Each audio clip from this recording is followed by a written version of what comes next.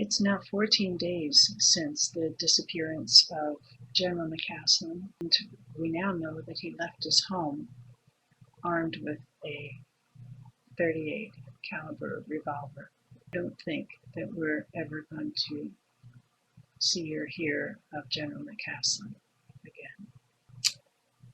General McCasland was known to be working with the To the Stars Academy, which was Tom DeLonge's project, to push for the public release of UAP and extraterrestrial life documents and records. He contacted General McCasland directly, and it was discovered in the 2016 WikiLeaks release related to Hillary Clinton's campaign. There were emails that provided the foundation for speculation that's going on right now. And I wanted to share those emails here because they are extraordinary. The Roswell debris is an email dated January 25th, 2016. And in this email, Tom explicitly names McCasland and ties him to the laboratory where the Roswell materials were allegedly sent. And this is a direct quote from Tom in the email. He writes this. He says, "He mentioned he is a skeptic. He is not. I've been working with him for 4 months. I just got done giving him a 4-hour presentation on the entire project a few weeks ago. Trust me, the advice has already been happening on how to do all this." I'm just reading this the way he wrote it, by the way, as far as grammar. Anyway, he just has to say that out loud, but he is very, very aware, as he was in charge of all the stuff. When Roswell crashed, they shipped it to the laboratory at Wright-Patterson Air Force Base. General McCasland was in charge of that exact laboratory up to a couple years ago. He not only knows what I'm trying to achieve, he helped assemble my advisory team. He's a very important man. That's pretty clear. Also, note the language. In my video yesterday, I spoke about McCasland's wife, Susan Wilkerson, and her language that she used in her latest blog post about the disappearance of her husband, and used very similar language, as though it's a given. There were no qualifiers about alleged or supposed or anything like that. It was very specific. Okay, here's another email from October 26, 2015. So that would be a year prior. Though he doesn't name McCasland here, that would be Tom who's not naming McCasland, he describes the caliber of people he is bringing to Podesta, Hillary Clinton's campaign. "I would like to bring 2 very important people out to meet you in DC.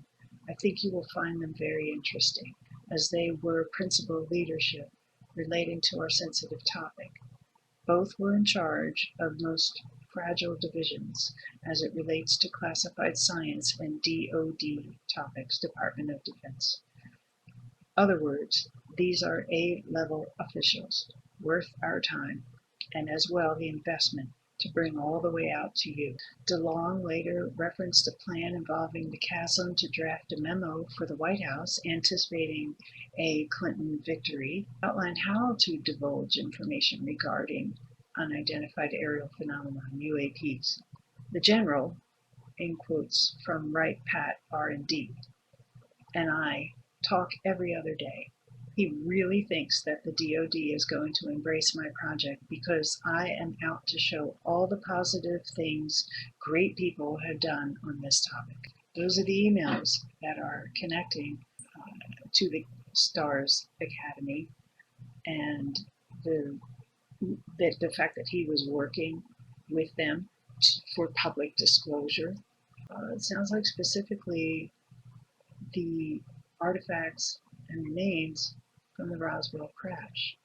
And again, the fact that they're talking the emails, as Susan Wilkerson spoke the other day, as though it's all a given fact, they're telling.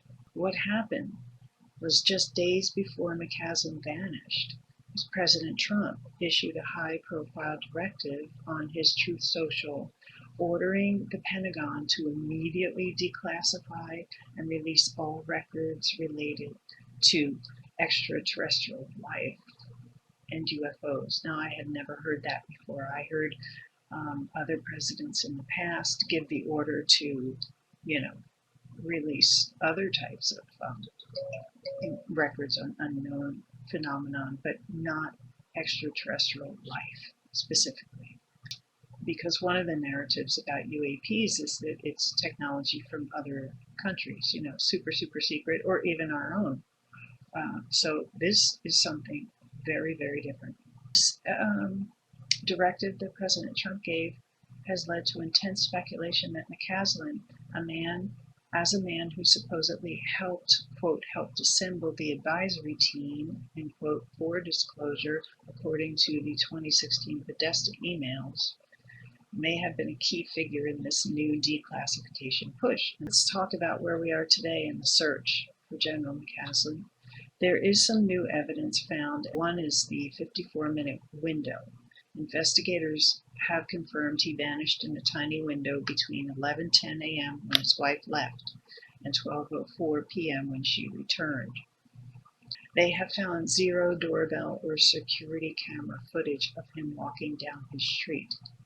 This is statistically unusual for a man on foot in that neighborhood, leading to theories that he may have been picked up by a vehicle in a blind spot. Now that's what I'd like to propose right now, and this is why I said at the beginning, I don't believe we're going to see or hear from General McCasland again. And along with the revolver, authorities reiterated today that the .38 caliber revolver is definitely missing from their home. This has shifted some of the search focus toward the possibility of a self-harm incident or a planned disappearance where he intended to protect himself. The FBI has officially moved into a supportive leadership role, and the neighborhood canvas has expanded to an unprecedented 700 homes in the Northeast high time. So an hour ago today, they basically wrapped up a conference. They issued a formal statement to the press pool that was waiting and updated their digital channels. The key highlights include, first of all, the tone of this briefing was more serious than previous updates, specifically regarding the high-level coordination between local and federal authorities. The FBI Albuquerque field office confirmed they are providing tools and techniques to the county sheriff. And while they did not say the word national security, they noted they are assisting because of the, quote, complexity of the victim's background and the unique circumstances of the disappearance. The sheriff is now asking every resident within a 5-mile radius of Quail Run Court Northeast to preserve and submit footage from 9 a.m. Friday, February 27th to 2 p.m. Saturday, February 28th. They reiterated the 54-minute window where Sheriff John Allen stated, "We have no evidence that Neil McCasland left his neighborhood on foot." There you have it. This is the first time they have explicitly suggested he might have been picked up in a vehicle, though they still maintain there is no direct evidence of foul play. And again, if this was a self-harm matter, I think they would have found him by now. But or at least some kind of trail or evidence. They've got dogs on this. They've got all kinds of technology. No, I don't think he's in the area. And I do think he was picked up in a vehicle. So here it is. They did find a gray Air Force sweatshirt about 1¼ miles away. It's right now being analyzed at a state lab. They're looking for any trace DNA, not necessarily blood. Didn't appear to be blood on it. They're looking for environmental debris, anything that might pinpoint where it was before it was dropped out there. Reporters asked about the UFO ties and the president's recent declassification order. County Sheriff's spokesperson gave a very carefully worded response. We are aware of the public interest regarding Mr. McCasland's former military career. While we are investigating every lead, we are focused on the physical evidence and the safety of a missing person who requires medical attention. We will not be commenting on speculative theories at this time.